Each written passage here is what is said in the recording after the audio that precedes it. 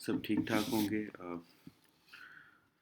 तो मैं आज यहाँ डिस्कस करने के लिए आया हूँ कोरोना का इम्पैक्ट या कोरोना किस तरह हमें अफेक्ट कर रहा है वर्ल्ड वाइड ग्लोबली, किस तरह अफेक्ट कर रहा है और क्यों पाकिस्तान में प्रिवेंशन इतनी ज़्यादा नहीं है इससे रिलेटेड। अच्छा, कोरोना कोई नई चीज़ नहीं है। इससे पहले हम सार्स देख चुके हैं, सीवियर एक्यूट रेस्पिरेटरी डिजीज़, जो चाइना में आया, हांगकांग में फैला। फिर हांगकांग में हमने उसको रिस्ट्रिक्ट किया, हमने आइसोलेशन की, उसको रिस्ट्रिक्ट किया। तो उसी फैमिली से अब कोरोना हमारे लिए एक नया पैंडेमिक आया, जिसने वर्ल्ड वाइड एक स्ट्रेस क्रिएट किया है, वर्ल्ड वाइड एक थ्रेट क्रिएट किया है। ग्लोबली इससे डेथ हो रही है। अनफॉर्चुनेटली हुआ ये कि पाकिस्तान के अंदर उम, दो रीज़न है कोरोना का बहुत तेज़ी से स्प्रेड करना। एक ये कि हमारे यहाँ पब्लिक हेल्थ का कॉन्सेप्ट नहीं है। हम ये समझते हैं कि जो डॉक्टर, याद रखिए कि हेल्थ की दो ब्रांचेस होती हैं। एक मेडिसन, जो क्लिनिशियन या डॉक्टर क्लिनिकल साइड पे काम करते हैं। दूसरी होती है पब्लिक हेल्थ प्रोफेशनल्स, जो आपकी प्रिवेंशन के ऊपर काम करते हैं, स्ट्रेटेजाइज करते हैं किस तरह किसी भी डिजीज़ से बचना है या किसी भी डिजीज़ को कम कैसे करना है। एपिडेमियोलॉजिस्ट होते हैं। हमारे साथ यहाँ मसला ये हुआ कि हमारे डॉक्टर्स को ही हर काम सौंपा गया कि आप ही प्रिवेंशन करें, आप ही डिजीज़ ट्रैकिंग करें। तो डॉक्टर्स, क्योंकि मैं कुछ डॉक्टर्स को ज़ाती तौर पर जानता हूँ, जो प्रिवेंशन के शोबे में हैं, लेकिन they don't know anything about the prevention. Even they don't know the simple term like incident rate या क्यूमुलेटिव इंसिडेंट या प्रेवलेंस। और अगर आप किसी डिजीज़ को ट्रैक कर रहे हैं तो इन टर्मिनोलॉजी से आपकी वाकफियत होनी चाहिए। अच्छा, दूसरा बड़ा इशू ये हुआ कि हमारे यहाँ नेशन को कभी भी अवेयर नहीं किया गया, प्रिवेंशन के बारे में कभी भी अवेयरनेस नहीं दी गई। And prevention is the basic strategy to counter that disease. लेकिन अनफॉर्चुनेटली, क्योंकि हमें कभी प्रिवेंशन के बारे में बताया नहीं गया, इसलिए हम उसकी अहमियत को नहीं समझते।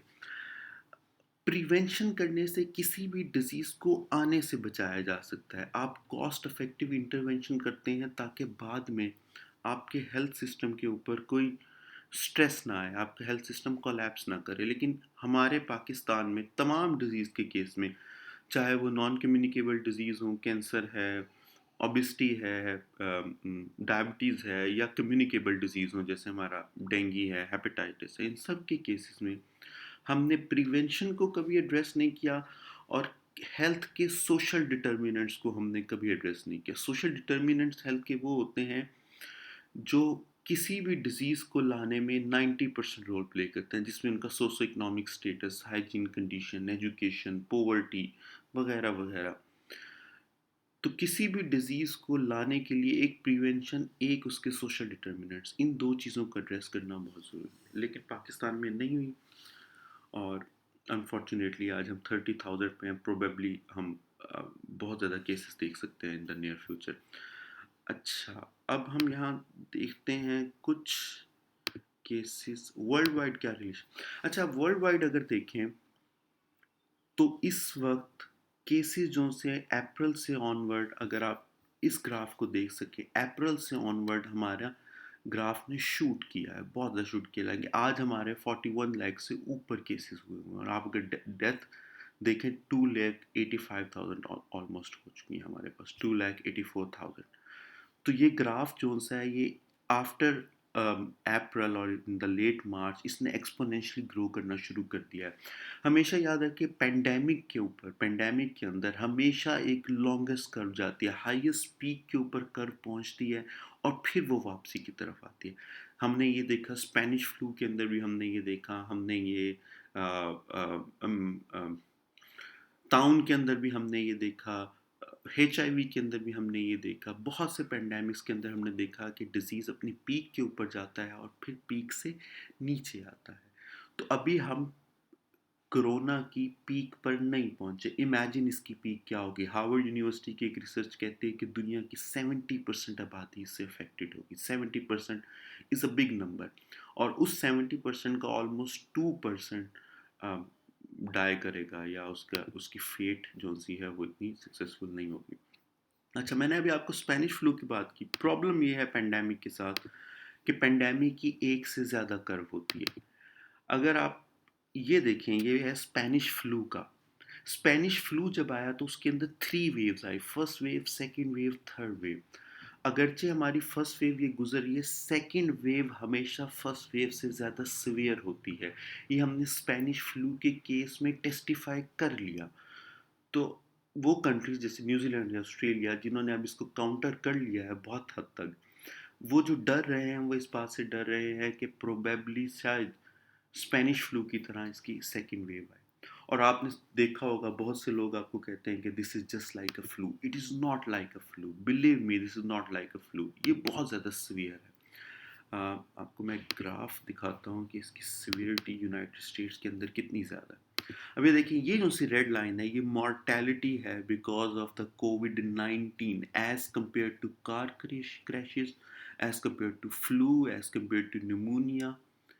अगर आप देखें तो इसने इस तरह स्पाइक किया है एज कम्पेयर टू फ्लू और द कार क्रैशेस।